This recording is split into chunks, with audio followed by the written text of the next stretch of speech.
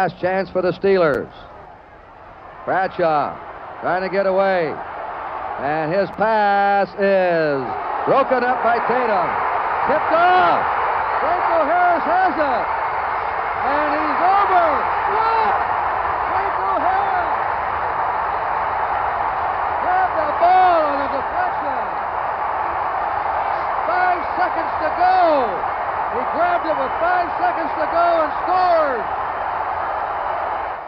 Let's watch this again. 1 million to 1 odds on this one. Ricochet out there off of Jack Tatum and into the Man of the Year, Franco Harris's hands. Here's the miracle of all miracles. From out of nowhere came Franco Harris, riding a white stallion, heading up Franco's Italian army, and galloping off into the sunset. Okay, Franco Harris died last night at the age of 72.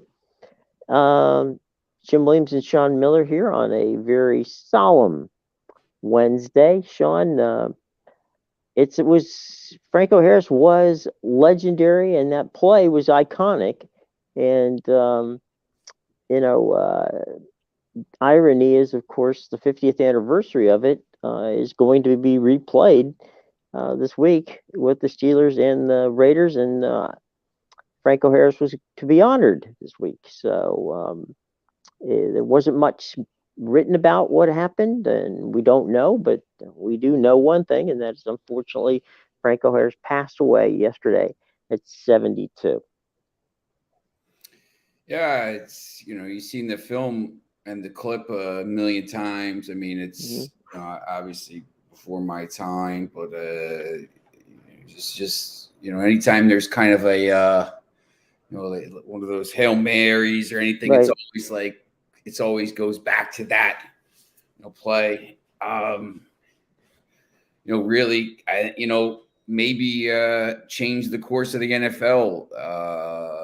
It's got that play kind of gave the NFL a huge boost, and kind of sent it into the stratosphere as it is. Now it is obviously the biggest thing on the planet, basically. But it's obviously sad anytime somebody dies like that. You see a lot of memorial stuff, and we'll see that play. But obviously he was more than that play. I think he's remembered for that, but he was a very good player for the rest of his career as well. So. Much more than that, the one play, obviously. And a point of personal privilege here. Over the years, I can honestly tell you that one of the nicest people in sports in general, but certainly in football, was Franco Harris. He was always willing to stop and chat for a few minutes. If you wanted him on a broadcast, he was more than happy to do it. I can't fathom how many autographs he stood and signed over the years in airports and, just walking out to his car. And, it's genuinely pleasant to see when you see someone who's achieved fame that they handle it with grace and dignity. And sometimes that works and sometimes not so much. I know we've been around people who have accomplished much, and sometimes they're wonderful folks and sometimes they're jerks. In the case of Franco Harris, not the case. He was a wonderful man, a pleasant person, and someone who seemingly had time for everyone. So he will be missed. And ironically, as I said before, they were about to enshrine him into the Steelers Circle of Fame. I don't know why that took so long. But anyway, that'll happen this week in Pittsburgh, Oakland, Pittsburgh on Christmas Eve, I think.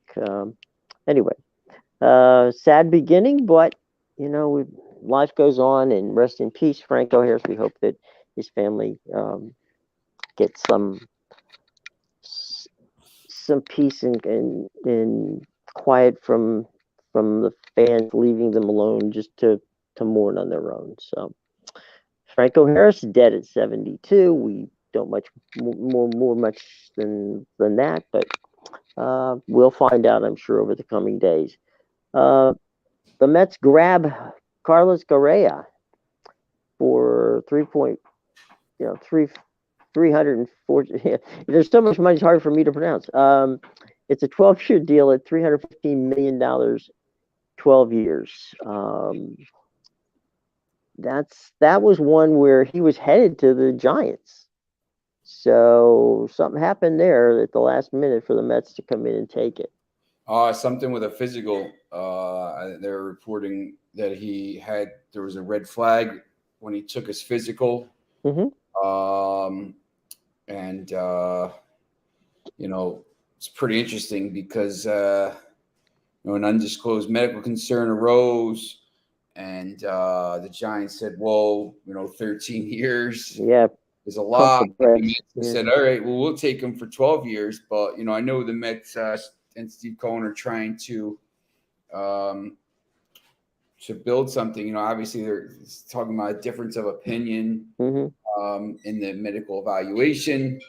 So we'll kind of see what it is. But obviously with a 12-year deal, even if he has to sit out a couple months, maybe he has to have surgery now and he's out for 3 or 4 months or something like that. It's it's not really of concern. I think it's they're trying to build and trying to win titles there. So the problem with the Mets is it's not really a problem, but every year the Mets just to win the division is going to be hard enough, let alone to win the National League, let alone to win a World Series, because the Phillies are spending money like crazy, and the Braves are obviously the champion from 2021. So for the Mets to catch those teams now, maybe that's what they're going to have to do. Make some signings like this.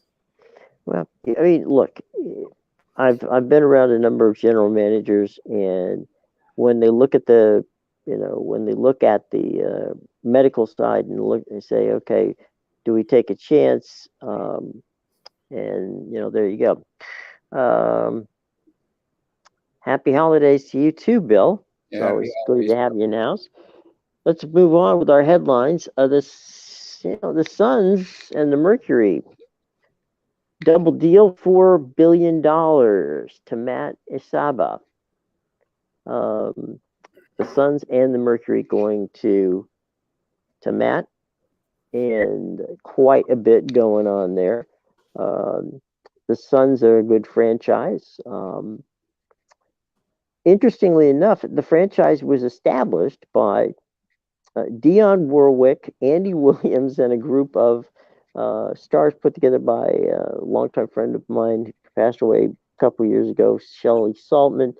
And so the Suns were actually a team that was built by TV and music, and then was sold to Jerry Colangelo later on, and has been a good franchise as far as drawing and everything else in the NBA. So new ownership in the Valley of the Sun.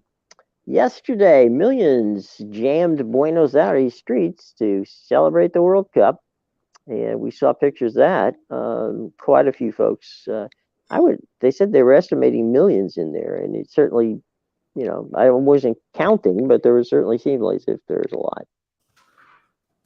Yeah, it was. I mean, you can't even probably fathom how many people were there. Just mind-boggling numbers.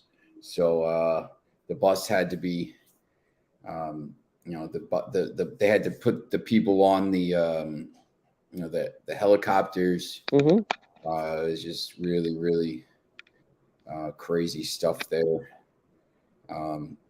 So yeah, it's obviously the first time they won it in a long time. Mm-hmm. So it's I knew there was going to be a lot of people there, but it was a little bit crazy. It was a nice thing. More than 25 million people watched the World Cup final here in the U.S. on Fox and Telemundo, which is pretty good indication that soccer is finding, the audiences. Sunday's audience of a combined was 31% of an increase over the 2018 final, which averaged 17.83 million on Fox and Telemundo. That actually trails the 26.7 million that was tuned in for the 2015 women's final in the U.S. Cup. They beat in the World Cup, Japan 5-2. Now remember, that game was airing in prime time because it was played in Canada. So I would think, Sean, that that number that we saw, that 25 million, is going to be bumped up probably within the next 48 hours, when they really have an opportunity to check all the numbers, which of course means streaming and otherwise. So my guess is that those numbers are going to go up. By the weekend, we'll have another revised number that's going to take us north of 26. Yeah, the streaming is up, a lot, and the numbers around the world are, off the charts.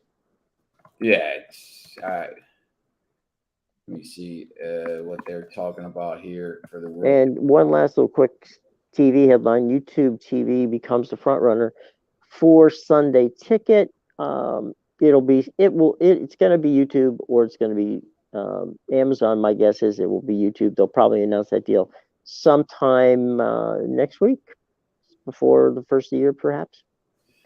Yeah. So, there are headlines for this morning. They said 3.575 billion people, I guess, watched something about the final. Maybe it's something crazy, some crazy number. Yeah, it's and then this YouTube thing. And then World Cup finals showed why it's the best sport in the world. Fox, yes, 100%. Yeah, it's the YouTube deal. Everything's going to streaming, so I mean, it's just the way it's going to be now. So you need to get streaming services. Cable is basically going away. It's becoming more.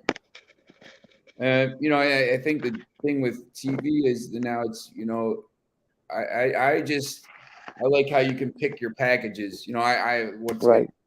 TV, but like if I pay for, I don't want to pay for FiOS if I'm only watching Discovery Science and History Channel and sports channels. Like, why am I paying for the Hallmark Channel? And why am I paying for HBO? And why am I paying for this? So I think the 17 Discovery channels you're not watching. Yeah, exactly. Hey Diggs, how's it going? Thanks for watching. Good to see you, Diggs. Happy Wednesday. Yeah, Foxy. Hey, and Bill posted there. Bill, I love the Brighton game today. You saw how those games went yesterday with the. We'll go through those. If you saw how those games went yesterday, Leicester, MK Dons 3-0. It was 2-0 in the first 29 minutes. Southampton scraped by. Wolves, scraped by. They scored, they scored a penalty and then they scored in added time, but it was 0-0 for 77 minutes. They covered the over 2.5, which we talked about. Today, once again, I saw Charlton play in the first round against PSG. They really, or not PSG, QPR. They should have been out.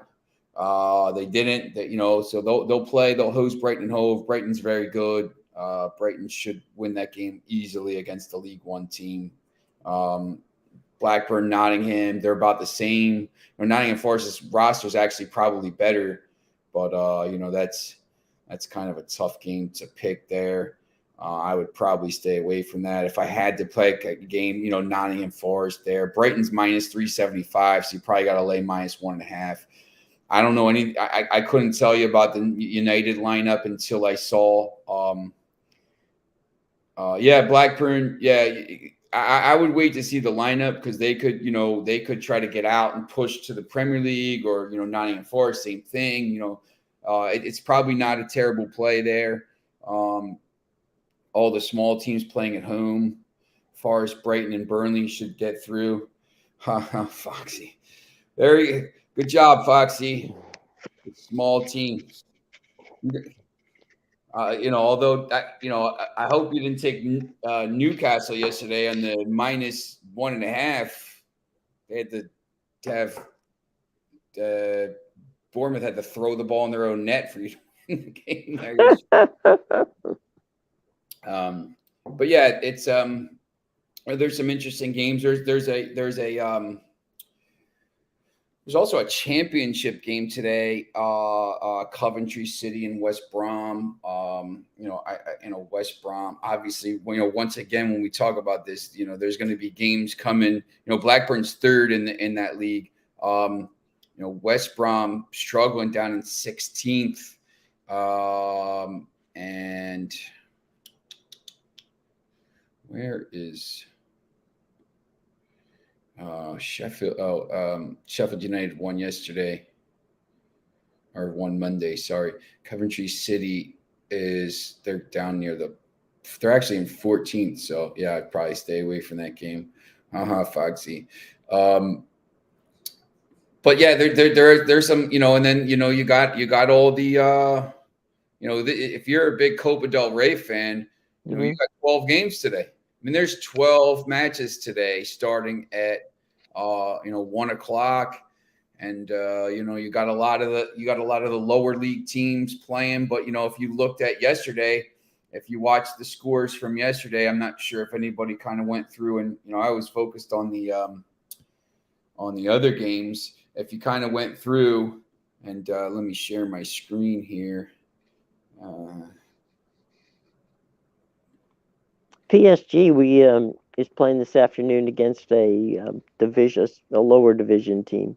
Yeah, yep, yeah, they're playing I think it's a 3:00 game. Scrimmage. Yeah, you see here, all the teams on the road except for Miranda's. This is two lower division teams, but Getafe won, Elche won, Villarreal won in extra time, Mallorca won, Bilbao won 1-0. So if you're trying to lay these, you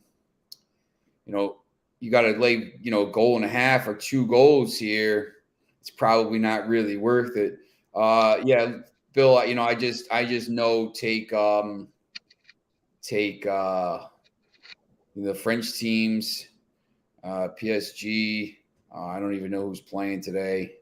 Here, Barcelona never loses until the final. I know Arsenal is pretty good. Olympique Lyonnais is pretty good. So, I don't know the lines on them, Bill, but those will be the teams I would take. I don't even know if I can see those. Sometimes I can see them, sometimes I can't. They don't have the Women's World Cup lines up on my VAR in the League Cup. Still nearly cost us yesterday with a disallowed goal. Yeah, I don't. This is kind of a thing that goes to, you can't have it at, just the Premier League grounds. Like, obviously, the Premier League grounds have it, and some of the lower league grounds don't have it. But, at this, I don't know, at some point, you got to put VAR in the championship. The championship those games are too important for these clubs to not have it. And, if you have VAR in the championship, you really should have it in League One. I think the FA is got enough money that they should have these abilities to every game is streamed now. So you have cameras, although you don't have cameras, you might not have cameras following the offsides and all that stuff. But, I think at this point, it's a big enough business that you might need to do that. Like, I think if you're going to have VAR, then you should have it. Yeah, but VAR is, from a technical standpoint, VAR is not unlike Wimbledon or any of the others where it's a camera strictly on the lines, right? So it's not even part of the television broadcast. In other words, you would establish the cameras and put them in place, and basically They're not part of any telecast. They're simply there to decide whether you're offsides or not offside. Yeah, I mean, you can use it for, they can use it for, to determine penalties and stuff. But, Right. At the very minimum, you should have these offside cameras. Mm-hmm. So at least you have those in play because, you can't, you can't have, it's kind of ridiculous that you don't have VAR Mm-hmm. in this tournament when, that by the time you get to the quarterfinals and semifinals, it's going to be all Premier League teams. Right. VAR comes in the semifinals. So you play the whole tournament without it. And then all of a sudden in the semifinals, they say, we're going to use it. Well, Right. It's ridiculous. Like, just either they should either do it or don't. And they should do it, obviously, but you can't, I don't understand why they changed the rules for these tournaments. Like, what, Foxy, I don't know. I feel like there's no replays this year. Because of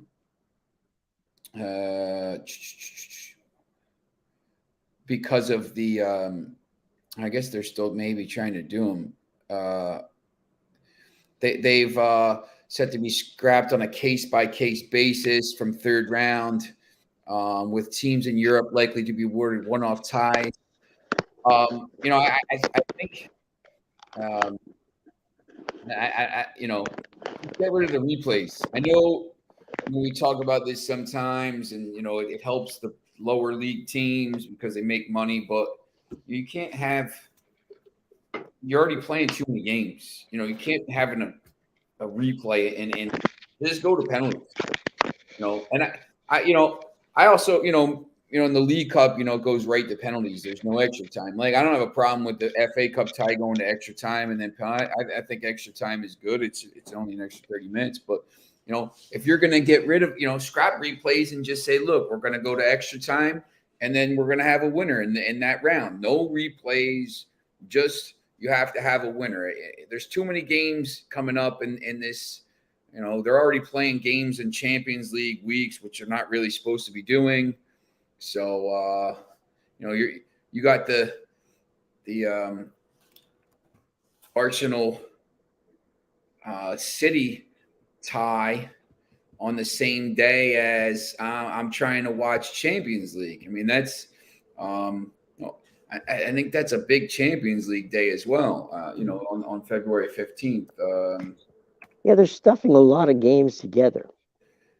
Yeah, I mean, it's going to be, it's because of the, obviously the World Cup and sure. the week before and the week after.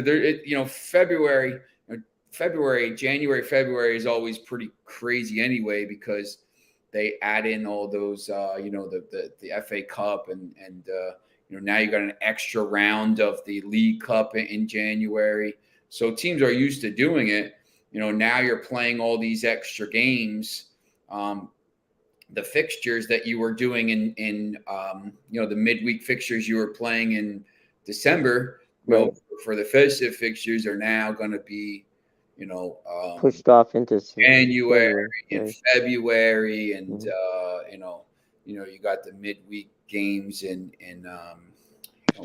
early March. So, April, there's going to be games being played all over the place. So, once again, if you're a big fan, the only positive for replays is that it brings a lot of money for the smaller teams. Yeah, 100%, Foxy. I think, maybe they have to figure out a way to maybe give them, I don't know, if you get to extra time, you give them a bonus or something like that. So, well, like an incentive deal. Yeah, I know they sometimes they'll it is big, if they get a draw, at home or something as a smaller team, and then they have to go play the replays at the other place. So, they'll go play at, Newcastle that has like 57,000 and, they split the gate. So, they get half that money. And it's going to be on TV because the replays, there's not that many replays. So it's a TV match. So they'll get the TV money as well. So that, that money will kind of boost the team. But, maybe the FA has to figure out, look, this isn't the year. We'll give you some money anyway or something like that. If you get to the third round, we'll give you extra money. If you get to the fourth round, we'll give you extra money. Doesn't sound like a bad idea. Yeah. Got to do something. You can't, I just don't think you can play. You already got to play right now. Most of these teams have only played 14 games. Some have played 15 games. So, you have, 24 games left that you're going to play in, and you remember there's a 2-week break in March for the Euro qualifying. So you're playing all these games and the FA Cup and the League Cup and teams, you got teams in Europe, the 4 Champions League teams, I guess there's 4, and Arsenal, West Ham, and United are still in Europe. So, there's 7 teams that are going to be playing European games as well. So, you have to kind of, I don't know. There's too many There's if you keep just saying, hey, we're going to put these extra games, I think maybe this year is a way you can find it and maybe think of something different. Right. And the MLS begins in February. Yeah, I think that, and when the Sounders start soon, right? You said with the yeah, they've got the Cup event coming up. I think you said March, though, didn't you? Oh, that's the Club World Cup will be in February, and but the CONCACAF Champions League starts.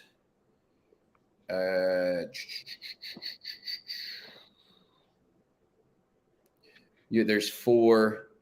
There's actually 5 MLS teams because Vancouver is in, Austin, Philadelphia, Los Angeles, Orlando City, Vancouver, and Seattle should be in because they're the defending champions, but they didn't get through to the round of 16. So that starts.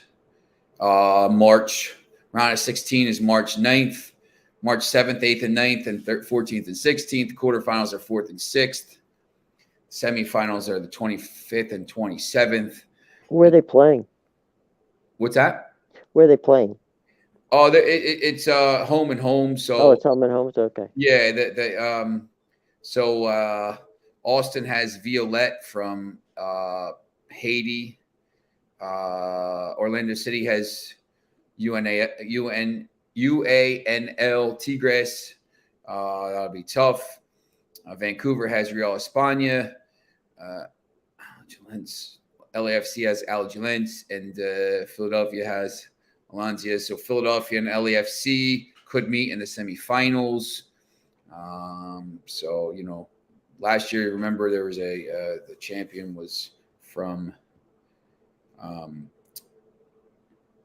It was Seattle. So right. Moving into back to the Premier League for a little while.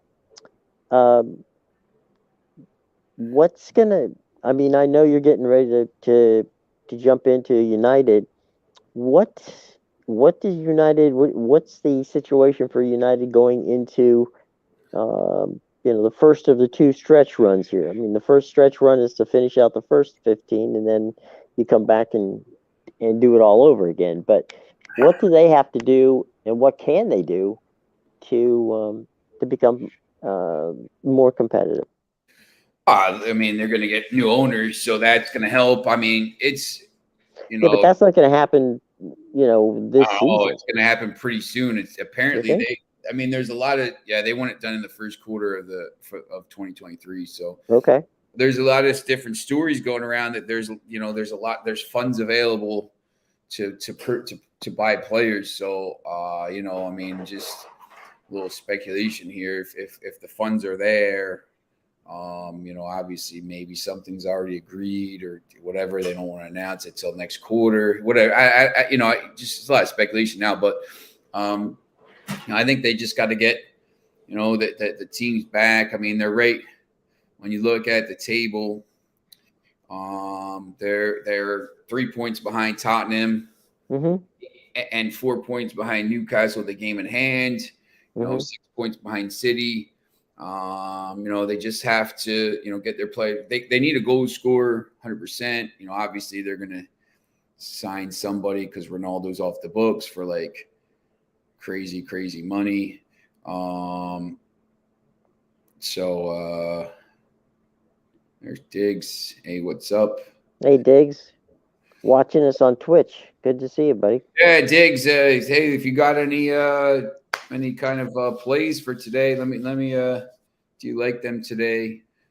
Look, until I see the lineup, Bill, I read something about Burnley, and they're not really concerned about this game today. So Vincent Company, you know, let me see what they say for the lineups here. It's kind of said maybe they are going to you know, focus on the championship and getting back into the championship. Burnley's, you know, actually in pretty decent form. I watched one of their games during the World Cup. They played pretty well. You know, I just don't know who's going to play for Manchester United. You know, De Gea is going to be in goal. You know, maybe it's Wan-Bissaka, Maguire, Lindelof, Malacia, McTominay, Eriksson. You know, Garnacho probably plays. Anthony Martial probably plays. I think they should have enough to get through, but you know, until I kind of see what the lineup is, I would probably maybe. Bruno Fernandes is out, according to Bill. Yeah, Bill, I can't imagine anybody, like, he might be on the bench, but none of obviously Rafael Varane and Lisandro Martinez are going to miss probably next week as well. You know, Martinez 100% is because he's still in Argentina. You know, we'll see. I would probably wait. You know, I like that Brighton game a little bit better. I like that Brighton game a lot better. But Manchester United should win the game. I mean, if you watched the games yesterday, but you know, I just don't know with their lineup if they have to play some of those young kids. You know, I watched them play in those friendlies, and they weren't like great, but they were playing a lot of the younger kids again. But you know, if Garnacho and Martial and somebody like that play, you know, if they have a decent attack, you know, they should probably score some goals. So the Brighton is probably the game I would key on today. I just actually spoke earlier today with someone in Brighton, and they were telling me that the weather is not too bad. So, yeah, I think the weather's been all right over there. Last week it was really cold and snowing and stuff, but yeah, I think it'll be all right. No, you got the seaside there in Brighton, so. Yeah, and you know, Foxy, there's some. It's interesting because you know, a lot of these games in the League Cup, if you see, they've had to shut some stands down because of the strikes. You know, obviously Burnley is a coach ride to Manchester. It's a 50. I've been to games there. It's not a very far ride. Obviously, it's almost part of Lancashire, but they've had to shut some of it because of the services are down. You know, the strikes and the there's general strikes all over the place between a lot of the services, ambulance services and police. And you know, I think police are all right, but you know, I know the transportation, trains aren't running, and there's been a lot of people complaining about that, and then also a lot of people supporting them, obviously, because you know it's they need a pay rise and stuff. So yeah, but Bill, you know, I would wait to see. You know, if Manchester United has a pretty strong lineup, I think. Yeah, Foxy, 100%. I mean, I would think Vincent Kompany. You know, I read Vincent Kompany is not prioritizing this cup. I mean, they're trying to get back. You know, they're leading the championship right now. They need to be back in the Premier League. You know, they could rest some players. They have a lot of games coming up as well. United should win. You know, hopefully it's, you know, relatively straightforward.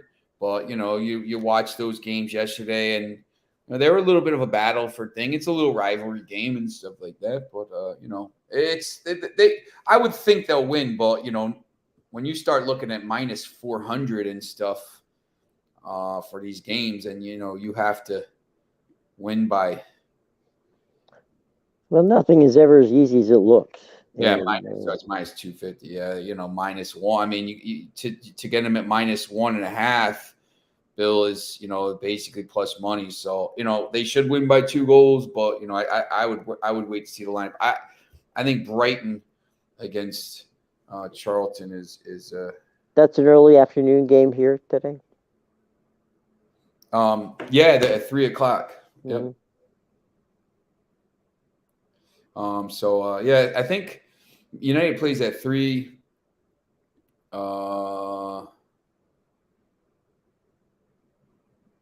What are the other games today?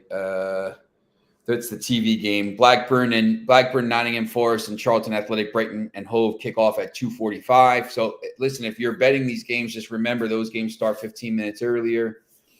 It'll be. I like. I watched. I don't know if you saw the setup I had. Let's see if I can post a. Let me see if I can. Send it to my. Send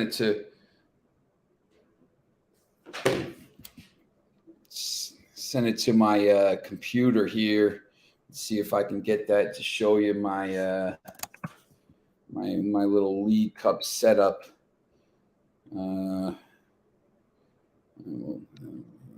Everything, and you gotta download everything and blah blah blah. Share screen window. Here we go. So here's my setup yesterday. If you can see that, there's my League Cup setup there. So you look like you're watching TV at Best Buy. Yeah. I know Foxy likes those United flags in the background and stuff like that. McAllister's not playing. I would think. I would think Foxy. They're going to have.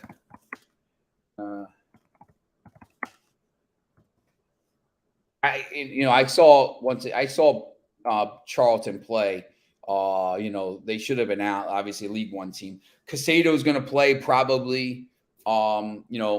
He's very good. Lamptey, Lewis Dunk, Estupinian, Casado, Gilmore, Trossard. If those guys all play, I think it's a pretty easy win for him. We'll see. I can't imagine. Obviously they're gonna be a little bit rusty, but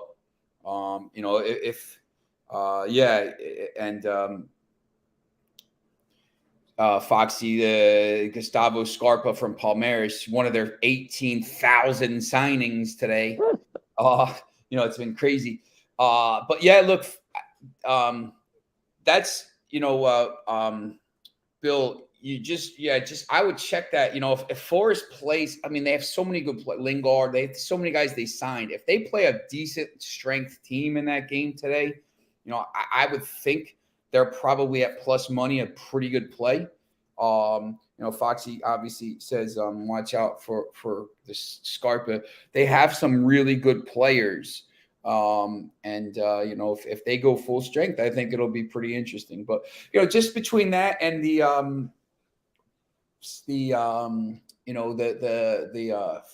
Copa del Rey, there's a lot of games on today. And, I know there's some bowl games coming up as well. So, Bill, I know you've been, having some luck with those bowl games. So, got Thursday night football tomorrow night. Yeah, I'll tell you what, that's an interesting game because, if they're both 7-7, obviously, right. But Jacksonville wins that game, I think they win the division. I think if Jacksonville wins tomorrow, they'll win the division and they'll go to the playoffs. And, you might have to say that It's the coach of the year. I'm not necessarily a fan of Jacksonville. However, that being said, anything to put some shade on Urban Meyer is okay with me. So. Man, that guy, man, he's just like, it's embarrassing what that guy did last year with that, he looks, every day that goes by, that guy looks worse and worse. It's crazy. Yeah. Bill, that's interesting. Let me see what you got there. Because, I just don't know if Charlton, they were really they struggled to beat QPR in that first round. Look, they're in the third, quarterfinal, or what is it, round of 16 now. So, Brighton win to nil is plus money. I might take a shot on that. It could be 1-0. That might actually be better than maybe going 1.5. I do like 1.5 though, but yeah, I think that could be a pretty good way to play that, Bill. I don't know what Foxy thinks, but yeah, there's just a lot of these games today that are very interesting. And but yeah, this Jacksonville Jets game, I don't know who's going to play quarterback for the Jets, but this Jacksonville team is on. It's the same thing with the Detroit Lions now. I mean, yeah, I don't, between the Lions and the Jets, I mean, these teams, when you start to look at some of these teams and the roles they're on right now, it's hard to, go against them. Jacksonville's won. They're 6-8 now. I think they've won 4 of 6. They lost to the Lions and Chiefs, but that was after losing 5 in a row. But yeah, Jacksonville, the Lions to me are the most intriguing team in the league right now, because they've won 6 out of 7, and that was after a tough loss to the Dolphins. They lost 48-45 to the Seahawks. I mean, they could be 9-5 right now. I mean, I think they're a very good team, and they have the Panthers, the Bears, and the Packers. So, they could finish 10-7 and make the playoffs. If they make the playoffs, that guy's 100% the coach of the year.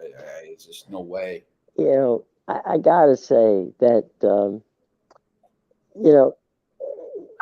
the trade for Matt Stafford.